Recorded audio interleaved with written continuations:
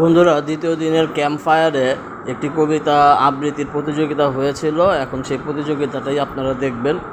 মুক্তবার কর্মকর্তারা সেই প্রতিযোগিতার শুরু করেছিল এবং সেখানে বিভিন্ন অংশগ্রহণকারীরা কবিতা আবৃত্তি করেছে এবং এটার উপরে তাদেরকে প্রাইজও দেওয়া হয়েছে।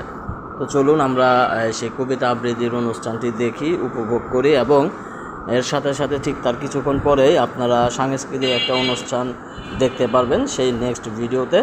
থাকবে না যে জননী খোকা এসেছে বলে উদ্দাম আনন্দে সন্তানকে আর বুকে জড়িয়ে ধরতে পারবে না, যে তরুণ মাটির কোলে লুটিয়ে পড়ার আগে বারবার একটি প্রিয়তমার ছবি চোখে আনতে চেষ্টা করেছিল, সেই অসংখ্য ভাই বোনেদের নামে আমার হাজার বছরের ঐতিহ্যে লালিত যে ভাষায় আমি মাকে সম্বোধনে অভ্যস্ত, সেই ভাষা ও স্বদেশের নামে এইখানে এই বিশ্ববিদ্যালয়ের উন্মুক্ত প্রাঙ্গণে আমি তাদের ফাঁসির দাবি নিয়ে এসেছি, যারা আমার অসংখ্য ভাই বোনকে নির্বিচারে হত্যা করেছে। ধন্যবাদ। ধন্যবাদ। নেমন্তন্ন লিখেছেন অন্নদাস শঙ্কর রায়। নেমন্তন্ন, যাচ্ছ কোথা চাংরি পোতা, কিসের জন্য নেমন্তন্ন, বিয়ে বুঝি না বাপুজি, কিসের তবে ভোজন হবে, কেমন কিসের ভোজন, প্রসাদ ভোজন, কি খেতে চাও ছানার পোলাও, কি খেতে ছানার পোলাও, ইচ্ছে কি আর সরপুরিয়ার, আহ কি আয়েস রাবড়ি পায়েস। ধন্যবাদ। কে বলি? মেহেরুন আক্তার প্রথমা।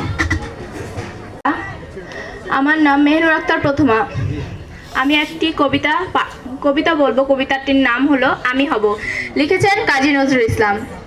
আমি হব সকাল বেলার পাখি, সবার আগে কুসুম বাগে উঠবো আমি ডাকি, সূর্যি মামা জাগার আগে উঠবো আমি জেগে, হয়নি সকাল ঘুমো এখন মা বলবেন রেগে, বলবো আমি আলসে মেয়ে ঘুমিয়ে তুমি থাকো, হয়নি সকাল তাই বলি কি সকাল হবে না গো, আমরা যদি না জাগি মা কেমনে সকাল হবে, তোমার ছেলে উঠলে গো মা রাত পোহাবে তবে। ধন্যবাদ।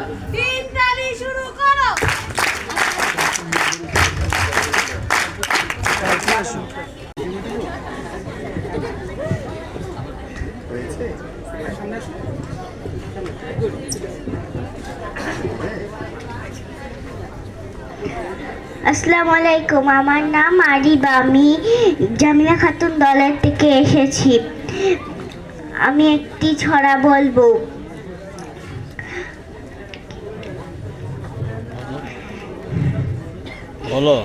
ইতল বিতল গাছের পাতা, গাছের তলায় ব্যাঙের ছাতা, বৃষ্টি পড়ে ভাঙ্গে ছাতা, ডোবায় ডোবে ব্যাঙের মাথা। আসসালামু আলাইকুম।